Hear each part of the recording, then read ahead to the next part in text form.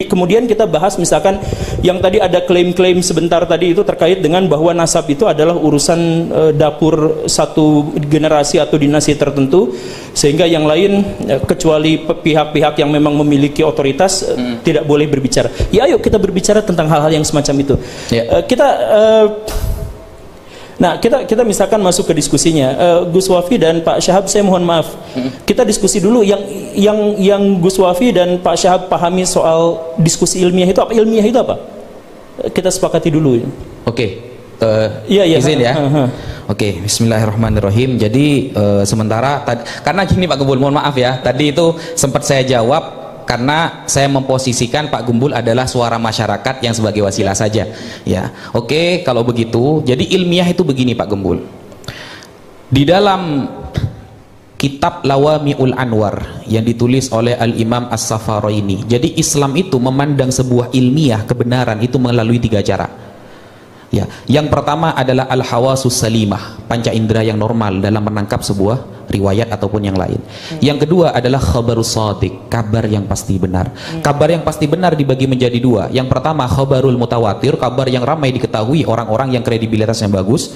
Yang kedua adalah khabarun nabi al-muayyad bil mu'jizat, kabar dari nabi yang dikuatkan dengan mukjizat. Yang terakhir adalah al-aqlu, akal. Itu ilmiah bagi saya.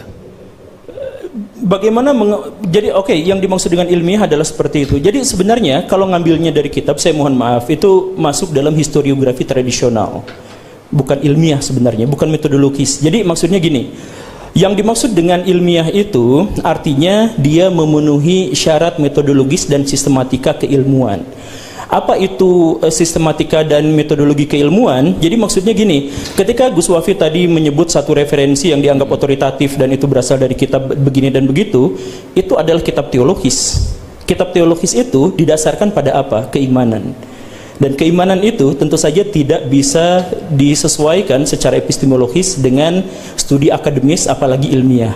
Jadi saya akan tarik ke lebih dasar dulu ya terkait dengan ilmiah itu. Mungkin Pak Gembul bisa menjelaskan ilmiah versi Pak Gembul. Ya, ini ilmiah versi saya. Jadi bukan ilmiah versi saya, ini adalah ilmiah konsensus. Jadi yang dimaksud dengan ilmiah itu artinya sesuai dengan metodologi ilmiah dan disajikan dengan sistematika ilmiah. Apa yang dimaksud dengan metodologi dan sistematika ilmiah? Nah, yang sesuai dengan keilmuan. Ilmu itu apa? Ilmu itu adalah sistem pengetahuan. Jadi saya jelaskan begini ya. Tadi kitab tadi itu masukkannya ke dalam kategori teologis. Kenapa teologis? Karena didasarkannya kepada kepercayaan. Sedangkan ilmiah itu didasarkan pada keilmuan dan pengetahuan. Kepercayaan dengan pengetahuan itu adalah 2 hal yang berbeda. Misalkan di sini ada nggak yang tahu ilmu tentang Allah? Gak ada. Yang percaya tentang Allah itu ada banyak di sini. Semua kaum muslimin itu percaya tentang Allah, tetapi tidak memiliki kadar pengetahuan atau ilmu pengetahuan tentang Allah. Bahkan diharamkan untuk mengetahui Allah karena tidak ada metodologinya. Jadi apa bedanya percaya dengan tahu? Coba misalkan di sini ada nggak yang tahu nggak yang dimaksud dengan tahu itu apa? Yang dimaksud, saya tahu bahwa Kiai Imad bikin tesis gitu. Nah, yang dimaksud dengan tahu itu apa? Oke, saya jelasin. Yang dimaksud dengan tahu itu adalah penerimaan benak kita terhadap sebuah informasi yang terkonfirmasi secara indrawi. Itu tadi sudah dijelaskan sebenarnya. Jadi yang dimaksud dengan tahu itu adalah ada informasi dalam benak kita, informasi, dan kita terima informasi itu, tapi dengan konfirmasi secara indrawi. Jadi indrawi kita melihat. Jadi saya tahu di sini ada botol, tidak ada racunnya.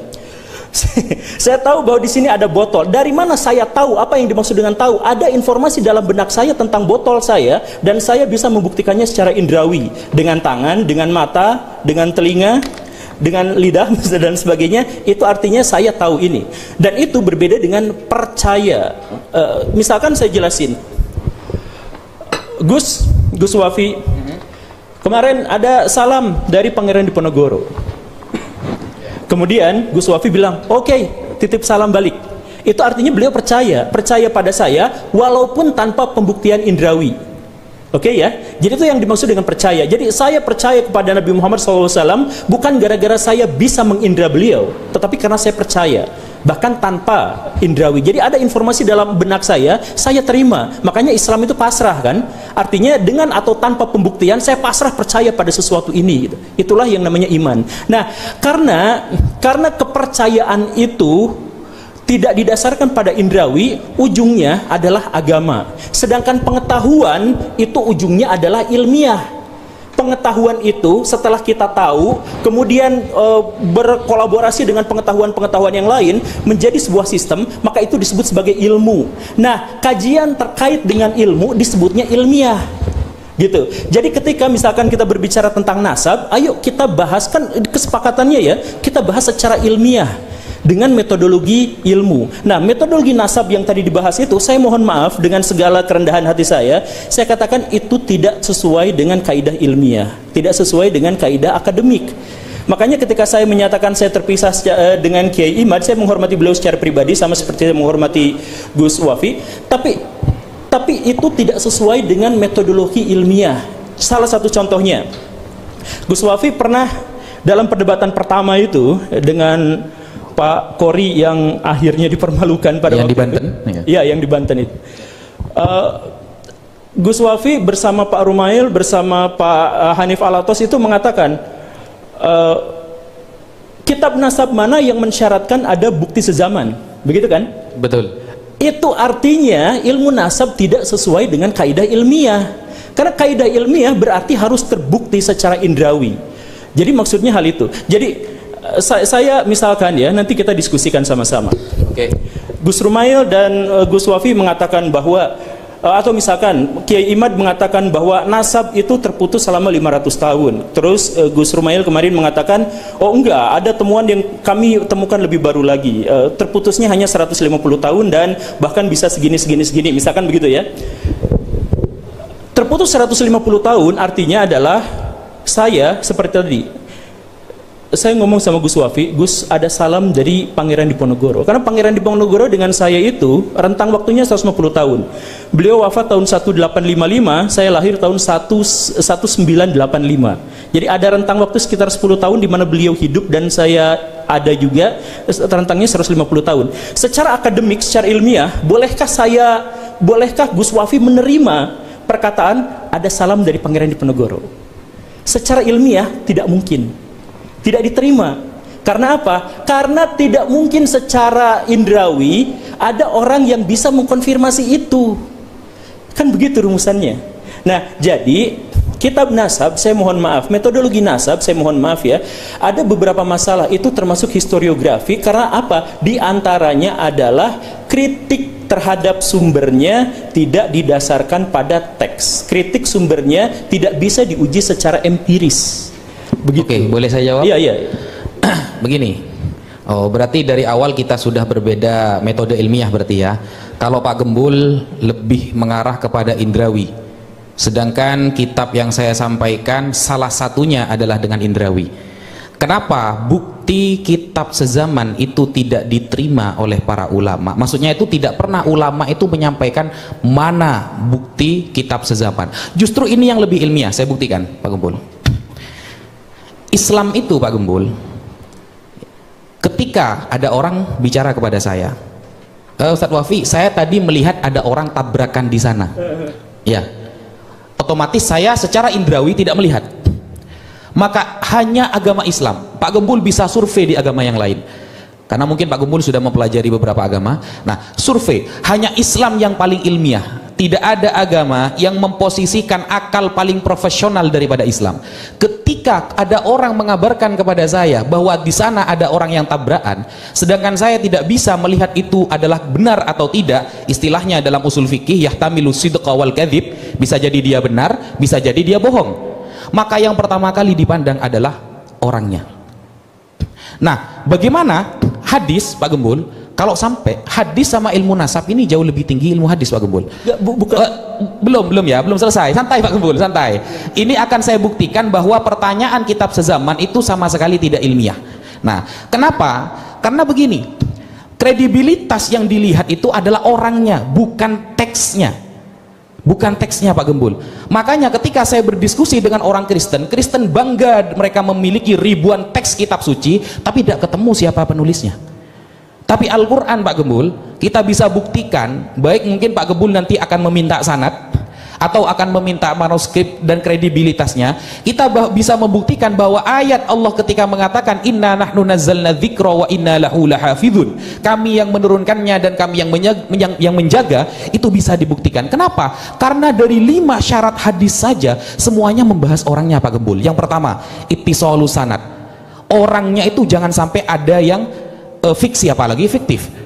Harus benar-benar, kamu dapat dari mana kabar itu bahwa tadi ada orang yang tabrakan? Dari teman saya. Bener nggak? Ada. Nah itu dibuktikan dulu. Yang kedua adalah adalatul rawi Pak Gembul, orangnya memang terbukti bukan ahli maksiat, tidak pernah bohong, dan memang orangnya amanah. Jadi yang ketiga, orang itu adalah orang yang dobet, cekatan. Nah, kenapa kok kritikannya selalu kepada orangnya? Karena ini bukan wilayah indrawi Pak Gembul.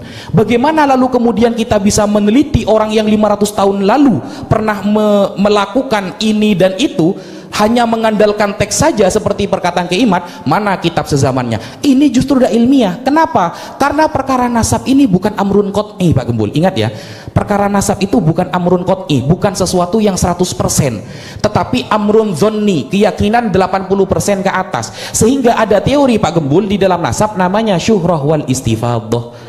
Bagaimana komentar masyarakat dulu tentang dia, itu yang kita ambil. Begitu Pak Gembul. Manggi ditanggapi. Oke, ya berarti ini menegaskan bahwa ilmu nasab itu tidak ilmiah, karena sebenarnya kalangan akademisi itu menganggap bahwa ilmu nasab tidak ilmiah itu, satu adalah karena mengandalkan tradisi lisan, dan yang kedua adalah tidak memiliki metodologi yang pasti untuk bisa melakukan pembuktian, dan yang ketiga adalah subjektivitas. Dalam hal ini sudah ditegaskan subjektivitasnya oleh Gus Wafi. Tapi gini, metodologi ilmiah itu ketika saya mendapatkan kabar ada mobil kecelakaan di jalan, orang yang menceritakan kepada saya itu adalah unsur kedua atau ketiga. Yang pertama adalah saya datang langsung, apakah ada jejak-jejak kecelakaannya atau bukan. Jadi bukan pada orangnya, tetapi pada jejak-jejaknya. Jadi dalam historiografi memang terkaitnya itu adalah pada jejak-jejaknya, pada artefaknya, pada keberadaannya. Nah, terkait dengan yang tadi itu, misalkan saya tanya sekalian pada Gus Wafi, misalkan ya, ini contoh kasus lah ya, Kiai Imaduddin mengatakan kurang lebihnya adalah yang memasukkan, yang mencangkokkan Ba'alawi ke dalam silsilah keturunan Nabi itu adalah Asyakran. Begitulah ya, menurut beliau. Kemudian menurut Pak Gus Rumail Abbas, oh tidak seperti itu karena begini begitu. Oke, jadi di situ polemiknya ada satu orang yang namanya siapa nama lengkapnya itu? Ali Asyakran. Asyakran. Bagaimana metodologi bagaimana cara kita menguji? Bagaimana metodologi apa yang bisa kita dapatkan untuk menguji bahwa beliau itu jujur atau tidak? Ya, komentar orang-orang yang kenal dengan beliau. Komentar orang-orang berarti subjektif kan? Begini Pak Gembul, kalau ilmiah itu harus semuanya dengan indrawi kapasitas kita semua. Ya memang itulah ilmiah. Nah, tidak gitu Pak Gembul, gitu tidak. Makanya gini aja dulu. Referensi Pak Gembul bahwa ilmiah itu hanya dengan indrawi di mana? Bukan, ilmiah itu bukan hanya dengan indrawi. Ilmiah itu hal pertama yang diuji adalah yang bisa terbukti secara indrawi. Jadi misalkan gini. Jadi kita itu hanya bisa menguji sesuatu yang nyata, gak mungkin menguji sesuatu yang goib. Ya. Mimpi itu gak bisa kita jadikan sebagai pedoman karena tidak bisa diuji secara indrawi. Misalkan Gus Wafi menceritakan semalam saya mimpi bertemu dengan Nabi, boleh gak ngomong seperti itu? Boleh. Kemudian saya diwartakan seperti itu, boleh percaya juga boleh tidak. Tapi mau saya percaya atau tidak itu bukan pengetahuan saya, karena tidak ada metodologi khusus sampai sejauh ini yang bisa membuktikan apakah perkataan itu benar atau salah. Gitu kan? Oke. Nah, jadi karena tidak ada pengujinya, maka itu tidak disebut sebagai ilmiah, tidak bisa disebut secara akademik, tidak bisa diuji. Apa yang bisa diuji dari sesuatu yang goib? Sekarang ada pernyataan, ada seorang yang mengatakan bahwa ini begini. Dari mana dari mana metodologi yang kita gunakan untuk mengatakan bahwa dia telah jujur? Ya dari komentator-komentator orang sebelahnya. Komentator orang sebelahnya itu subjektif. Ada orang yang dekat, ada orang yang jauh, dan kita benar-benar tidak tahu soal itu. Jadi itu goib. Nah ini jadi ini baru masalah dasar. indrawi bukan satu-satunya, ini justru malah level yang paling dasar agar kita bisa mengetahuinya secara ilmiah. Jadi kalau misalkan sejak awal sudah dikatakan bahwa ini subjektivitas, buktinya apa? Buktinya pengakuan seseorang diuji berdasarkan komentar orang di sekelilingnya, subjektif. Kemudian yang kedua, tidak didasarkan pada bukti-bukti sezaman dan sudah ditegaskan. Oke, sudah seperti itu. Dan kemudian yang ketiga itu subjektif, kemudian tidak didasarkan pada sezaman. Tidak sesuai dengan ini dan tidak memiliki metodologi verifikatif yang jelas, misalkan ya sudah selesai, artinya ini tidak lagi bisa ilmiah. Kalaupun misalkan nanti menyebutkan ini dari kitab-kitab, mohon maaf ya, itu bukan dari Islam, tapi itu adalah produk tradisi masyarakat Arab dan masyarakat Islam pada waktu itu. Karena Islam hanya memerintahkan untuk belajar ilmu nasab, bukan bagaimana menjelaskan metodologi nasab. Sehingga metodologi yang tadi dijelaskan itu bukan Islam dan tidak ilmiah. Itu hasil tradisi masyarakat pada waktu itu yang bisa dibantah, dan karena tidak, misalkan ya, dan karena tidak sesuai dengan metodologi yang lebih modern, ya ayo kita diskusikan terkait ini gitu. Jadi sekali lagi ya, ada nggak cara selain cara subjektif tadi itu, ada nggak cara yang bisa menjelaskan dari mana Pak Ali Asyakran itu jujur misalkan? Oke, terima kasih banyak Pak Guru. Ini diskusi yang menarik ketika kita membahas tentang mengkritisi ilmu nasab. Ketika kita mengkritisi ilmu nasab, hak setiap orang. Pak Guru juga berhak mengkritisi ilmu nasab. Dan Robitoh Alawiyah ini lembaga pencatat nasab yang memang berpegang pada kaidah ilmu nasab. Kebetulan Kiai Imaduddin juga berpegang pada ilmu nasab. Betul. Ilmu nasab sama ilmu nasab ketemu diskusi kemarin bisa tuh sama. Jadi ketika ilmu nasabnya kita tidak punya pada platform yang sama, terus kita mengkritisi ilmu nasab, memang dia menjadi kritik bukan seputar isu nasabnya Ba'alwi, tapi kritik diskusi seputar seberapa ilmiah ilmu nasab. Itu pun juga mungkin menjadi tema yang menarik ke depan gitu ya Pak Guru ya, tentang seberapa ilmiah, seberapa bisa diterima ilmu nasab.